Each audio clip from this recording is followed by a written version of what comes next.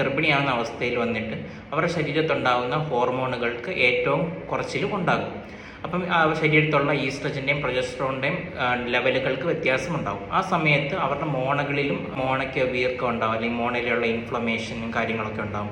ചിലപ്പോൾ പല്ല് തേക്കുമ്പോൾ ചോര വരാവുന്ന അവസ്ഥ ഉണ്ടാകും, അങ്ങനെയുള്ള കാര്യങ്ങളൊക്കെ ഉണ്ടാകും. അപ്പം ഗർഭിണിയായിരിക്കുന്ന അവസ്ഥയിൽ നിങ്ങളുടെ ഡെൻറ്റിസ്റ്റിനെ കണ്ട് നിങ്ങളുടെ പല്ലുകളൊക്കെ ഒന്ന് ക്ലീൻ ചെയ്ത് സൂക്ഷിക്കുക.